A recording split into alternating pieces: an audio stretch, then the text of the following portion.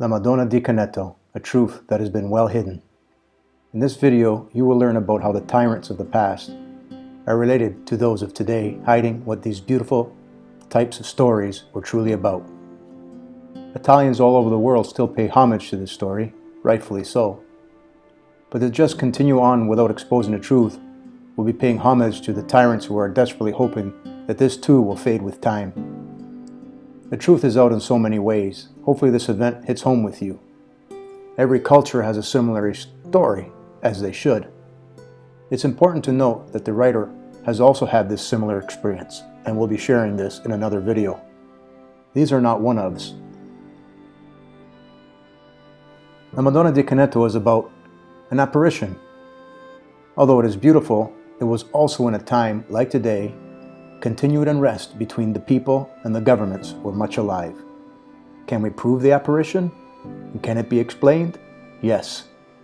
All is within the knowledge of the people near Valle di Caneto, or Valley of Kaneto. They were messengers of truth. As will be seen later in this presentation, they were sharing knowledge of something much more mystical, the truth physically and metaphysically. According to legend, a young shepherdess named Silvana was diligently tending her flock when she saw an apparition of a wondrous lady of celestial beauty, bathed in white light. The lady spoke to the startled girl, telling her to go back down to tell the wise men of the village. The girl replied that she could not abandon her fold, as she needed to lead the thirsty flock down to the plain in search of some water. The lady told her to fear not, saying she would take care of the sheep. The Madonna-like lady is said to have outstretched her hand, first touched the mountain and then the foot, and then from the rocks began to flow a fresh stream of crystal water. She then let her ring fall into the watercourse, and it transformed into thousands of tiny stars. Off the girl went to tell the wise men of the village. Before we continue with what unwise men of today, as with those of the past, do with apparitions, here is a brief local folklore that misconstrues reality. The reason for sharing this is to learn the truth of whom the people near the apparition really were, and how the truth was twisted into fear to fool the masses. The apparition was near the village named Sette Frati. Sette Frati was named after the 7 sons of Santa Felicità. Felicità means a source, or happiness. Folklore would have you believe that she witnessed the murder of her 7 sons. I'm sure by the end of this video you will know it was another truth smear campaign by the Roman Empire and the Church. Why would beautiful apparitions be associated with murder? Wise men would not name a village after a woman who had 7 sons murdered. This would be the Madonna and the 7 deities. The luminaries Sun, Moon, Mars, Mercury, Jupiter, Venus, Saturn, which are the 7 days of the week.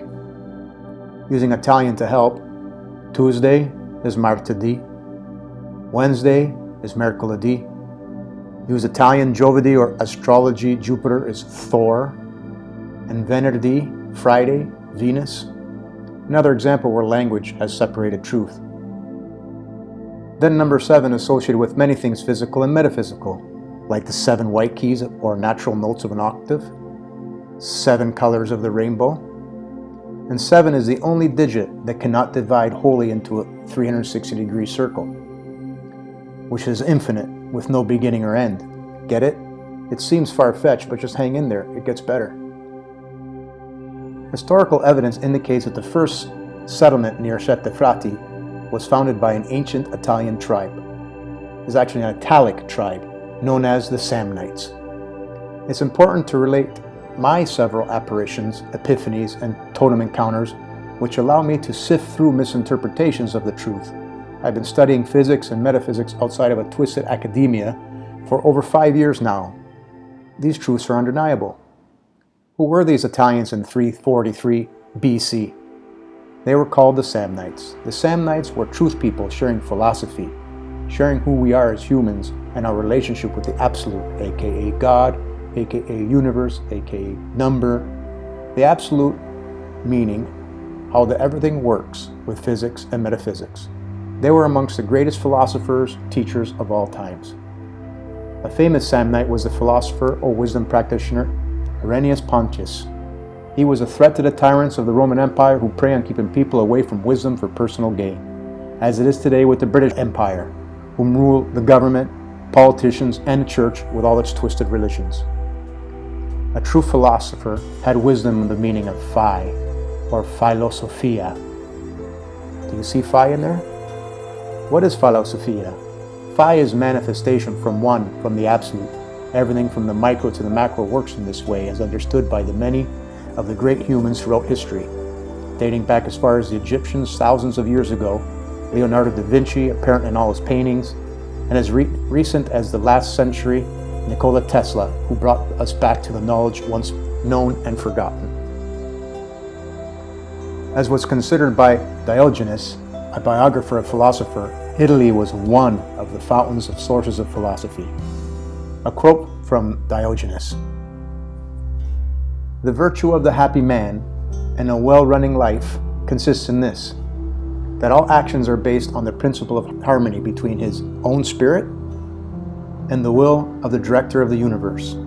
So taking the zero, which is a circle, implying infinite with no beginning and no end, and one, equals the glyph phi." I briefly touched on this, but will provide links to the lost knowledge of physics and metaphysics to those of the Egyptians, the great philosophers, Nikola Tesla, and now today's Ken Wheeler. Next, we will show the difference between the Roman Empire and those whom are philosophers, or philosophers. The Roman Empire were tyrants, rulers, had slaves, and were all about taxes and profit. Kind of sounds similar to today. The philosophers were people who were wise and knew the secrets of the universe. They were truthers, they were sovereign, they had wisdom, and they used barter and had abundance. So in order to fool the masses, the Roman Empire started erecting statues of great philosophers, so that the masses would be fooled into thinking that the Roman tyrants were of good-natured people, kind of like Hitler and the hidden truth of the swastika. You'll see more on this later. Even today, the governments do the same and hide this truth. Nikola Tesla, for example, every move Tesla made was hidden from the masses, including his free energy and his flying machines, which we call flying saucers. How about the likes of Leonardo da Vinci?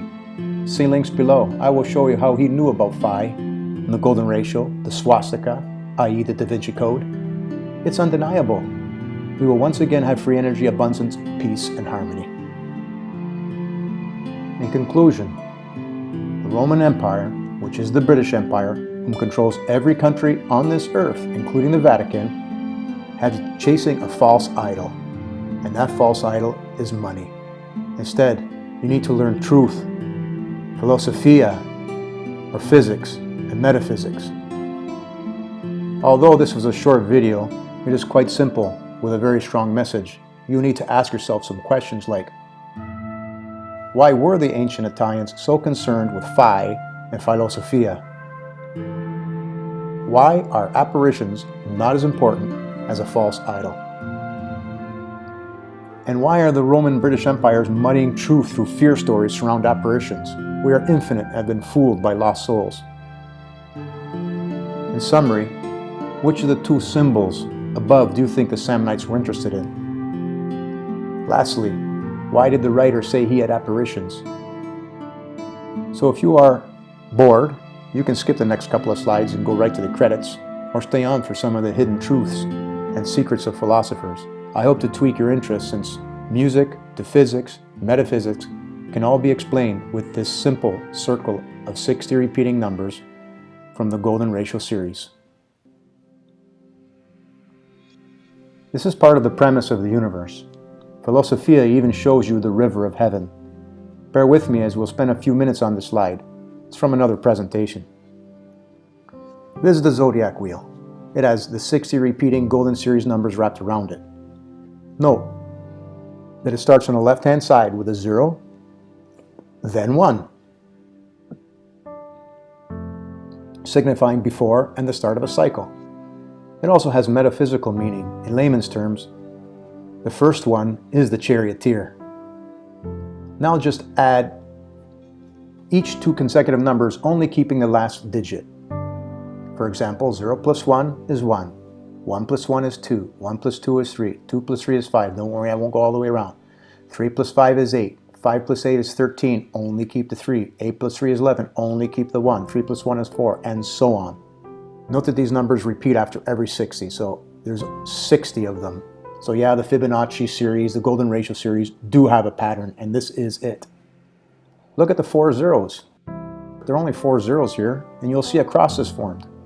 Also note, other than the zeros, there are 5s at every 5th number. As an aside, for those of you that think that there's 13 zodiac signs, there is not. There is only 12, because 12 times 5 is 60. It cannot be any other way. Like there is not a 13th disciple. We will talk about disciples in the next slide. Okay, now let's look at some beautiful patterns. 1011, 7077, 9099, 3033. This is not coincidence. Look at swastika, crosses form. No, Hitler was not a truther, just another tyrant who portrayed a truther to fool the masses. Just like Trump is doing today, because if they were truthers, this would have been shared. Learning the colors of numbers from Jerome, had to look to see if they were on the repeating 60. Before I go there, note the combinations of 147 reduced to 3. For example, 1 plus 4 plus 7 equals 12, and then 1 plus 2 is 3. So any combination of 147 would give you 3. Any combination of 258 would reduce to 6, and any combination of 369 would reduce to 9. Lo and behold, they are on the repeating 60, and they lay out the galactic center, where the galactic center is the river of heaven. It's where the Milky Way sits. So 258 is the physical plane, and 741369 are the light you can see as above and the light you cannot see as below. This is another reason why the Great Pyramids were built 3/60ths or 18 degrees from true north, and it aligns with the 369, the river of heaven. Do you think that they built this great big pyramid for just no silly reason? No, they wanted to be timeless with this lost secret. Do I hear Tesla? Do I hear Da Vinci Code? You can find more on this on the links below of 2 videos that I've done on what you can find in what I call the universal key. I keep finding more and more all the time, so the videos need updating. In conclusion, the river of heaven is located at approximately 28 degrees Sagittarius. You'll know Sagittarius is half man, half horse, and is an archer.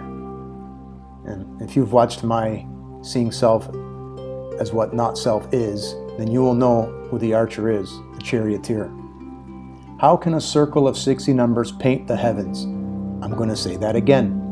How can the circle of 60 repeat in 5 golden ratio series numbers paint the river of heaven, the Milky Way? Now let's talk about, quote, the disciples. The Last Supper was a painting by Da Vinci of the zodiac. Da Vinci hid the truth in his paintings. 12 disc apples, 12 zodiac signs. Welcome to a small sample of the Da Vinci Code. Bet you thought philosophy was boring, or philosophia. What about now? Credits to Persephone or Madonna, Ken Wheeler for physics and metaphysics, Santos Bonacci for astrology, Mary Moon for astrology, Madonna di Canneto, atenatalia.com, Samnites, Pythagorean Philosophers by 3:16am.site123.me, Gordon Johnson for the Mother Mary image, Wikimedia Commons, other images, and many, many more. Peace, love, and cheers.